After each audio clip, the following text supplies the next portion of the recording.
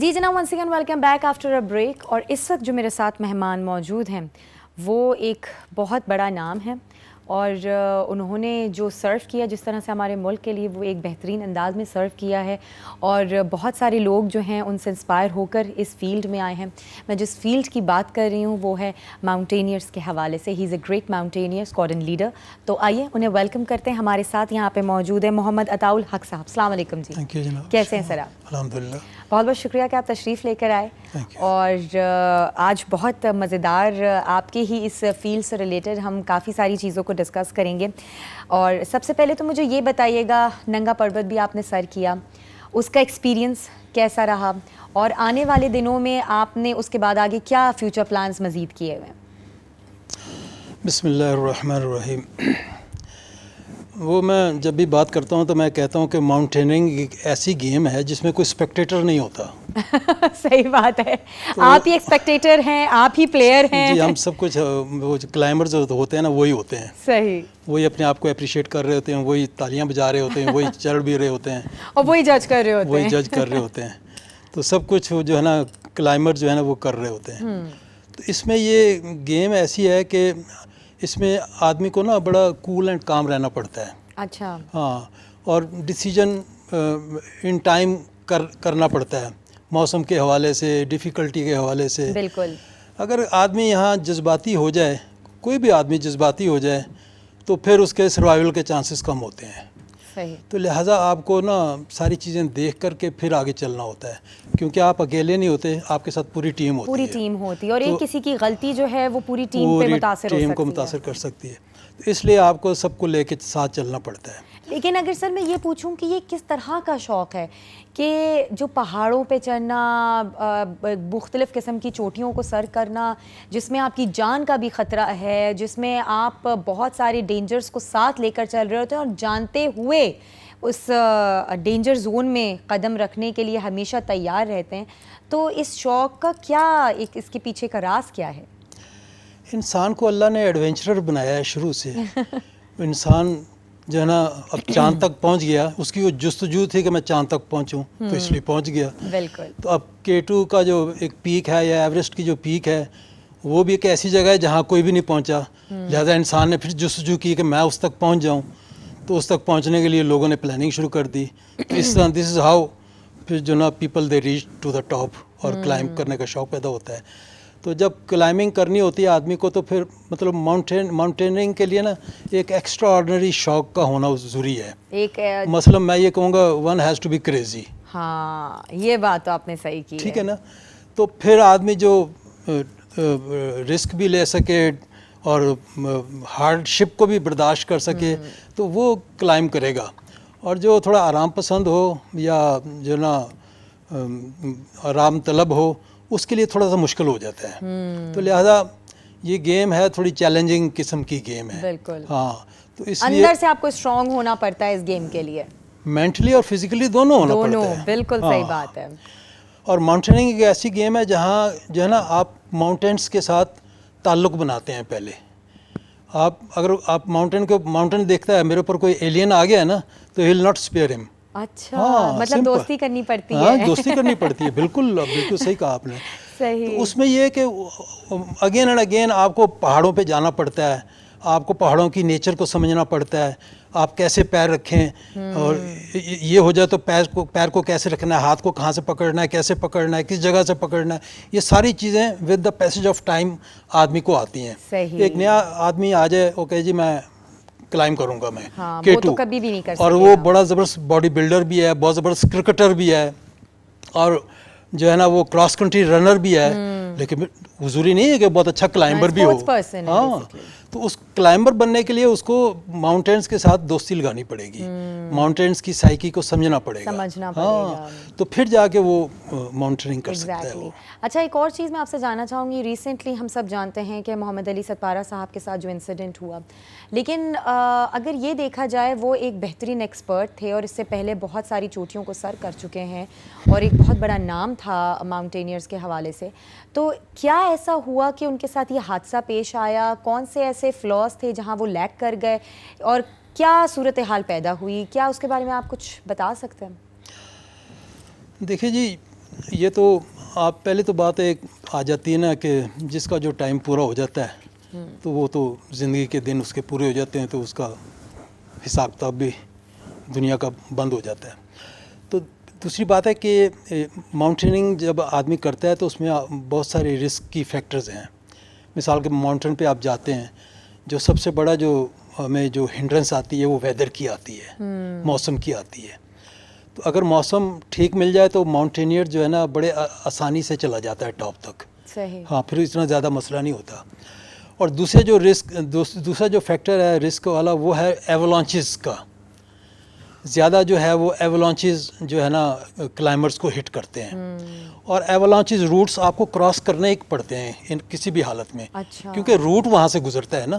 صحیح. اور وہ کوئی ٹائم ہوتا ہے, کوئی 15 منٹ کا, آدھے گھنٹے کا, پونے گھنٹے کا ٹائم ہوتا ہے. اس میں آپ نے کراس کر لیا تو کر لیا, ورنہ پھر آپ پھنس سکتے ہیں. ہاں, چانسز ہیں کہ ایولانچ آ بھی جائے اوپر سے, اور جو گزر گیا بس ہی سیف, اور جو رہ گیا تو قدرتی کہیں ویئر ٹیئر ہوا, اوپر سے آئس فال ٹوٹا اور وہ ایولانچ بنا اور کلائمبرز کو بھی لے گیا ساتھ. تو یہ چانس کی بات ہے اللہ کی طرف سے. تو آپ کو کیا لگتا ہے ان کے ساتھ کچھ اسی طریقے کا حادثہ ہوا ہوگا, یا کوئی آکسیجن کی کمی, یا کیا وہ رستہ بھول گئے, یا کچھ کلائمیٹک کنڈیشنز نے جو ہیں انہیں آگے بڑھنے نہیں دیا, وہ وہیں سٹک ہو گئے؟ جیسے علی ستپارہ کا بیٹا بتاتا ہے کہ جب وہ کیمپ 4 سے آگے گئے ہیں, فائنل سمٹ اٹیک پہ گئے ہیں, جی. تو رات کے ٹائم نکلتے ہیں نا عمومی طور پر. اچھا. تو وہ گئے ہیں, اور K2 کا ایک علاقہ ہے جسے ہم کہتے ہیں باٹل نیک. وہ ڈینجر زون ہے, بڑا ڈیتھ زون جسے بھی ہم کہتے ہیں. تو یہ وہاں تک پہنچ گئے تھے. وہاں تک پہنچے, لیکن ان کا ابھی تک کوئی رابطہ نہیں ہوا تھا. وہاں سے کوئی واقی ٹاکی کے اوپر کوئی کال جو ہے نا وہ کوئی ایسی موصول نہیں ہوئی, لیکن وہ وہاں تک پہنچ گئے تھے بقول اس کے ستپارہ کے بیٹے کے.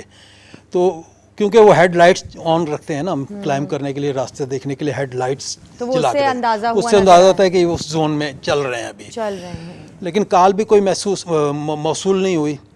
تو موسٹ پرابلی اسی باٹل نیک کے اندر ہی کہیں ایولانچ میں آئے ہیں, یا وہاں سے کہیں وہ روٹ سے سلپ ہوئے ہیں, اور یا ایولانچ کے اندر ہی ادھر دبے ہیں, یا واش آؤٹ ہو گئے ہیں. کیونکہ ٹاپ پہ جاتے تو ضرور وہاں سے کال آتی کہ جی ہم سمٹ پہ پہنچ گئے ہیں, اور وہاں سے واپسی کی بھی کال آتی, اور سمٹ تک جاتے ہوئے کوئی کال محسوس نہیں ہوئی. اچھا. کوئی کال موصول بھی نہیں ہوئی.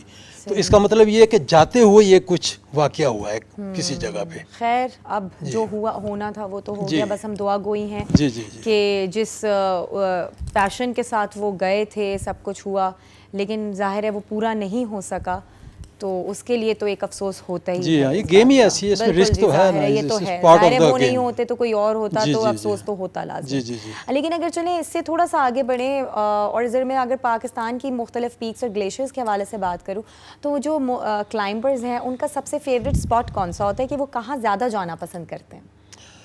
دیکھیں, ہمارے پاکستان میں جو ہے نا فیمس پیکس ہیں, ساری دنیا میں 14 ایسی پیکس ہیں جو 8000 میٹر سے اونچی ہیں, ان میں سے 5 پاکستان ہیں, اور K2 اینڈ نانگا پربت جو ہے یہ ان میں سے ایک ہیں, اور K2 is the dream of the mountaineers, you نو.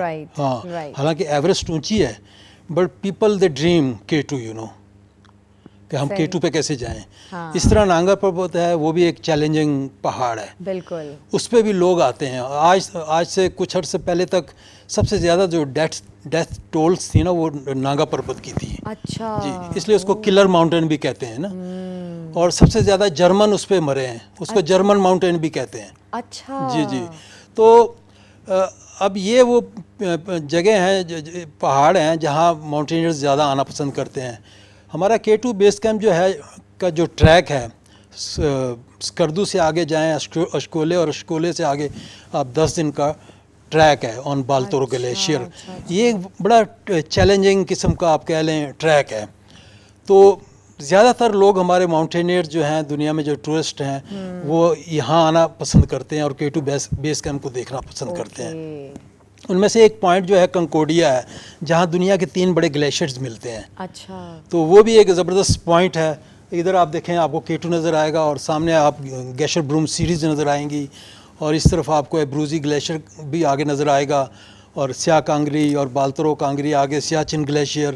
تو وہ ایسا ایک پوائنٹ ہے, کنسنٹریٹڈ پوائنٹ ہے, جہاں 25-30 کلومیٹر ریڈیس کے اندر دنیا کی یعنی کہ 4 بڑی پیکس ہیں, K2, براڈ پیک, گیشر بروم سیریز, یہ ساری اسی ریڈیس کے اندر ہے. اور وہ ایک بڑا زبردست سین ہے, جیسے آپ کو کاف میں نہیں آگے ایسا بندے کو لگتا ہے. تو وہ تو جائے آدمی تو پھر پتہ لگتا ہے. میں مطلب آپ کو بات بتاؤں گا, لیکن ہو سکتا ہے آپ کی وہ فیلنگز بھی نہ ہوں, لیکن جب جو جاتا ہے تو پھر اس کو پتہ لگتا ہے کہ واقعی ایک ایسی ڈریم لینڈ سارٹ آف جگہ ہے جہاں میں آ گیا ہوں. بالکل صحیح بات ہے. اچھا, جب آپ ہمیشہ کلائمبنگ پہ جاتے ہیں تو اس سے پہلے آپ کیا پریکاشنی میجرز لے رہے ہوتے ہیں, یا پھر کچھ اس طرح کی گائیڈنس لیتے ہیں جو کلائمبنگ پہ جانے سے پہلے بہت ضروری ہوتی ہے کلائمبر کو حاصل کرنا؟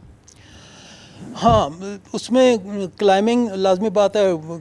جب کلائمبنگ کرنی ہوتی ہے تو ایک ٹیم ورک ہوتا ہے, ایک ٹیم فارمیٹ ہوتی ہے.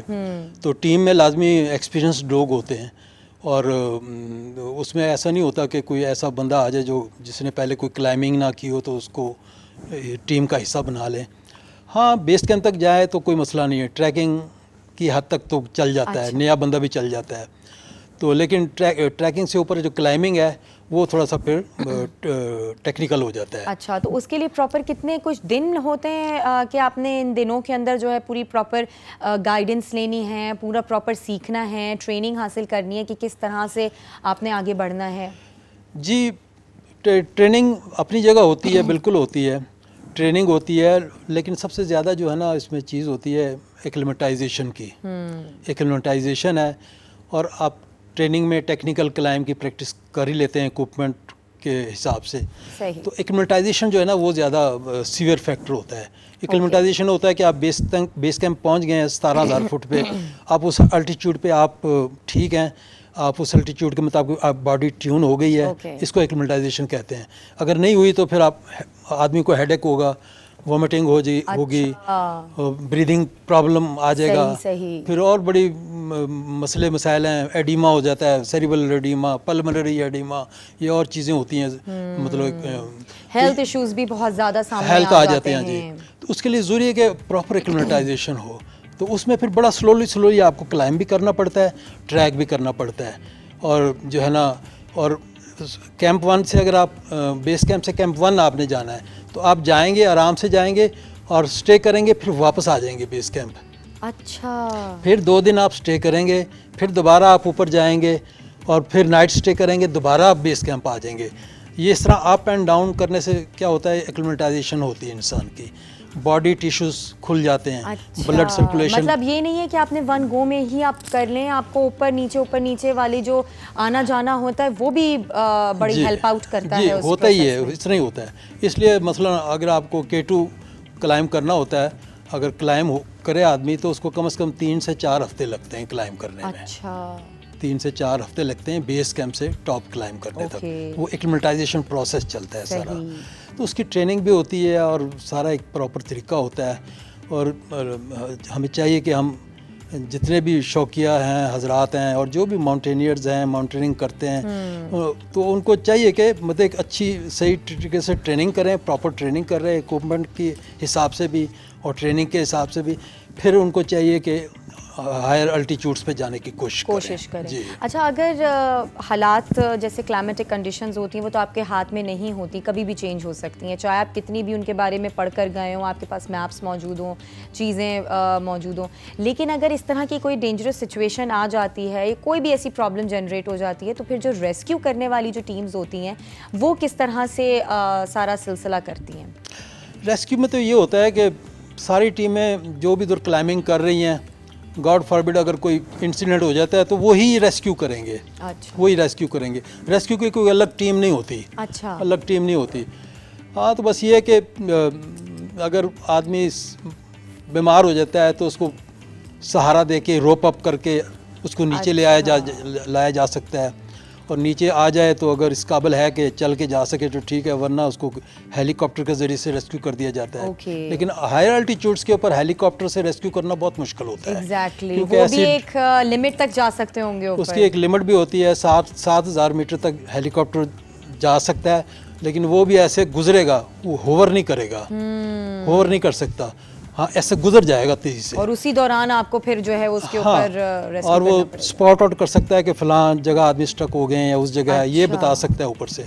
لیکن تھوڑا نیچے ہو تو پھر، لیکن نیچے بھی کوئی ایسی ڈینجرس جگہ ہوتی ہیں جہاں سے ہیلی کاپٹر پک نہیں کر سکتا، یہ بھی ہو سکتا ہے. بالکل تو صحیح. موسٹلی پھر اس طرح ہی ہوتا ہے. جیسے کہ K2 میں ہم 95 میں گئے تھے تو ہمارے ساتھ امریکن ایک برٹش لیڈی بھی تھی. اچھا تو انہوں نے سب نے کیا، میں بھی ان کے ساتھ تھا. کیمپ 3 تک ہم گئے، اچھا لیکن کیمپ 3 کے بعد موسم بہت خراب ہوا، میں نے ابنڈن کر دیا مشن. اچھا لیکن وہ بضد تھے کہ ہم جائیں گے، تو لہذا وہ چلتے گئے.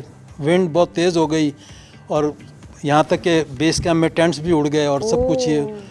تو اب ہم تو بیس کیمپ میں تھے، باقی ٹیم کے ممبر ہمارے اسپینش اور K2 امریکن اور ایک لیڈی UK کی لیڈی، یہ اوپر ہی تھے. ان سے کوئی رابطہ نہیں ہو سکا، پورا دن گزر گیا. ہم پریشان ہو گئے سارے نیچے جتنے لوگ تھے. بہرحال وہ ہمیں یہ بھی ہونا شروع ہو گیا کہ اب تو 12 گھنٹے گزر گئے ہیں، اب تو یہ 12 گھنٹے کے بعد تو اگر نہ پتہ لگے تو person is most probably is dead. Exactly. اب وہ فیلنگز بھی آنا شروع ہو گئے. وہی ہوا. تو پھر کوئی 20 گھنٹے کے بعد ہم نے دیکھا برٹش لیڈی کی جو ہے نا dead body, it was lying on the slope you know, اور شولڈر ہے K2 کا اس کے نیچے. تو وہاں سے پھر میں لائزن آفسر تھا تو مجھے پیغام بھی آیا پرائم منسٹر کا، بے نظیر بھٹو صاحبہ کا، کہ جی اس کو ریکور کریں. تو میں کہا جی it's very difficult to recover from that point نا. اچھا ان کو وہاں سے اٹھانا بھی بڑا ریکوری مشکل. بہت ہیلی بھی نہیں آ سکتا، اور آدمی کا ادھر جانا وہ بھی اپنی جان کو خطرے میں نہیں ڈال. کر سکے پھر انہیں. تو پھر نہیں کیا، نہیں ہو سکا. تو اس طرح کی سچویشنز بھی آ جاتی ہیں پھر کبھی کبھی. اچھا اگر ٹورزم کے حوالے سے بات کریں تو ماشاءاللہ سے بہت زیادہ اب اچھا ایک ریوائول ہو رہا ہے، بہت سارے سلسلے دوبارہ بن رہے ہیں، ٹورسٹ پیکس بہت زیادہ بن رہی ہیں. تو ٹورسٹ اسپاٹس کے حوالے سے آپ کیا کہیں گے کہ ان فیوچر آپ کیا سمجھتے ہیں، کیا آگے پلانز ہو رہے ہیں اور کتنا اچھا ہو سکتا ہے مزید؟ بہت اچھا ماشاءاللہ. ابھی پریزیڈنٹ گورنمنٹ کے حساب سے تو ماشاءاللہ خوب اچھا کام شروع ہو گیا ہے. انسینٹیوز آنے شروع ہو گئے ہیں. اب ہماری تھوڑی سی ایک پالیسی بن جائے، ٹورزم پالیسی بن جائے، جو پالیسی کی وجہ سے جو ہے نا ساری جگہ ایک جیسا کام ہو، ایک جیسے ساری پالیسی ہو، تاکہ بھئی جو ہے نا اتنے لوگ ٹورسٹ آتے ہیں وہاں، اتنا پھر وہ کچرا آ جاتا ہے، اس پولوشن کو نکالنا ہٹانا وہاں سے. پھر ان کی ٹورسٹ آتے ہیں ان کی سیکورٹی کا مسئلہ، اور پھر ٹورسٹ آتے ہیں ان کو ویزا ملنا، ان کا 1 ونڈو آپریشن ہو، سمپل آپریشن ہو، تاکہ اس سے زیادہ بوسٹ ہوگا ٹورزم ہمارا. تاکہ لوگوں کو جتنی فیسلٹیز ملیں گی، ہاں جتنا زیادہ ان کو ونڈوز آپریشن ہوں گے اتنا وہ زیادہ پریشان ہوں گے. تو یہ اس پہ گورنمنٹ زیادہ سوچے تو میرے خیال میں زیادہ ایزی ہو جائے گا. بالکل صحیح ہے. بہت بہت شکریہ عطا صاحب، تھینک یو سو مچ. اور واقعی آپ کا بڑا جو ہے وہ ڈینجرس بھی ہے ایفرٹ، لیکن ظاہر ہے آپ کرتے ہیں ایک پراپر طریقے سے. اور میرے خیال سے جتنے بھی آج کل کی جو نوجوان نسل ہے یا جو بھی اس فیلڈ میں اور اس اسپورٹس میں آنا چاہتی ہے، تو پراپر اس کی گائیڈنس لینے کے بعد، آپ پراپر ٹریننگ لینے کے بعد، اور ان ساری چیزوں کو پراپر طریقے سے سمجھ کے، اور جیسے ابھی انہوں نے کہا عطا صاحب نے کہ کس طرح سے ہمیں جو ہے نا دوستی کرنی پڑتی ہے ماؤنٹینس کے ساتھ، وہ کر کے جو ہے آپ نے اس پیشن کو آگے لے کر چلنا ہے. بہت بہت شکریہ once again, thank you so much for coming. اور اسی کے ساتھ ناظرین یہاں لیں گے ایک چھوٹا سا بریک کے بعد واپس آتے ہیں، ہمارے ساتھ ہی رہیے.